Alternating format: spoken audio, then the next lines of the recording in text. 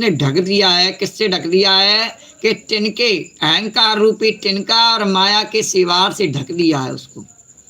उसे पता नहीं है कि वो जल वही है उसके पास में, और जल के लिए मृग तृष्णा की ओर दौड़ता है। जैसे कि जहाँ जल होता नहीं है, केवल उस जल का आभास होता है रेगिस्तान में, और ऐसा ये संसार है। वैसे ही अपनी आत्मा से भिन्न वस्तु में सुख समझने वाला पुरुष आत्मा को छोड़ करके विषयों की ओर दौड़ता है, इसलिए दुखी होता है। बोलो द्वारकाधीश भगवान की जय। देहादिभिर्देवतंत्रै आत्मना सुखमीहता दुःखात्ययं चानिशस्य क्रिया मोहा कृता कृता। प्रहलाद जी, शरीर आदि तो प्रारब्ध के अधीन है। जब तक हमारा प्रारब्ध है तब तक वैसा शरीर बना रहता है।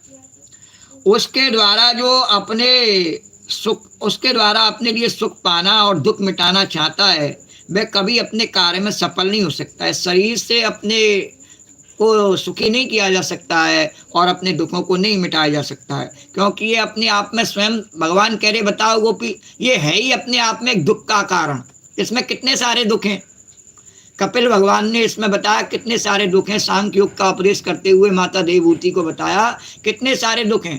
पहले गर्भावस्था में उसको दुख मिलता है, माता तीखा खट्टा जैसा भी खावे, नमकीन वो सब उसकी त्वचा पर कोमल पर आ जावे और उससे कितना दुख होता है।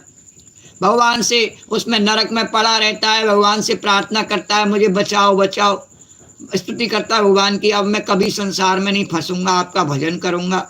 भगवान उसे बचा देते हैं और गर्भ से बाहर निकल आता है। भगवान की कृपा की वायु चलती है, प्रसूति मार्ग से बाहर निकल आता है, और बाहर निकल आता है तो सब हंसते हैं और वह रोता है। और वह क्यों रो रहा है, उसको मच्छर काट गया इसलिए रो रहा है, या उसको ठंड लग रही है इसलिए रो रहा है, या जलन हो रही है इसलिए रो रहा है, या उसको भूख लग रही है इसलिए रो रहा है, कोई नहीं जानता। बस एक से एक गोदी में उठा करके उसको बड़े प्यार से आहा और अपन हंसते हैं।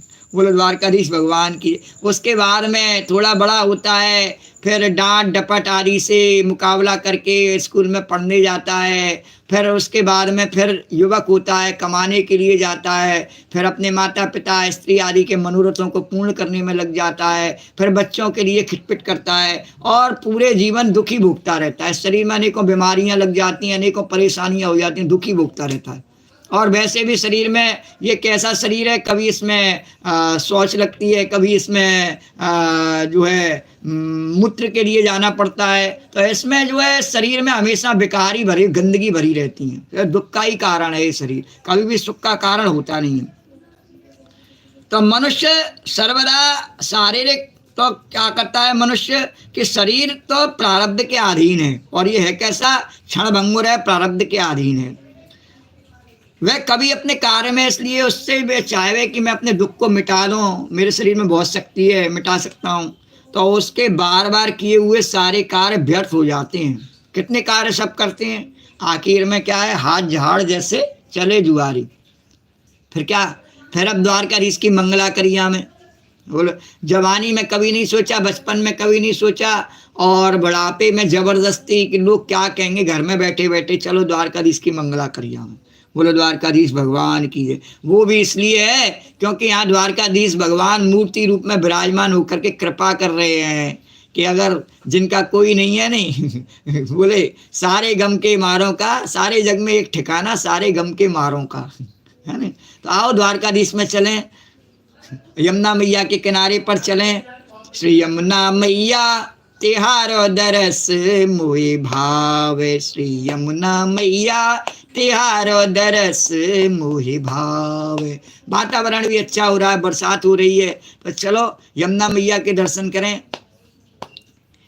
अरे श्री द्वारिकाधीश के निकट बहते हो, द्वारिकाधीश के निकट बहते हो, लहरन की छवि आवे, लहरन की छवि आवे, श्री यमुना मैया, श्री यमुना मैया तिहारो दरस मोहि भावे, श्री यमुना मैया तिहारो दरस मोहि भावे, श्री यमुना मैया तिहारो दरस मोहि भावे।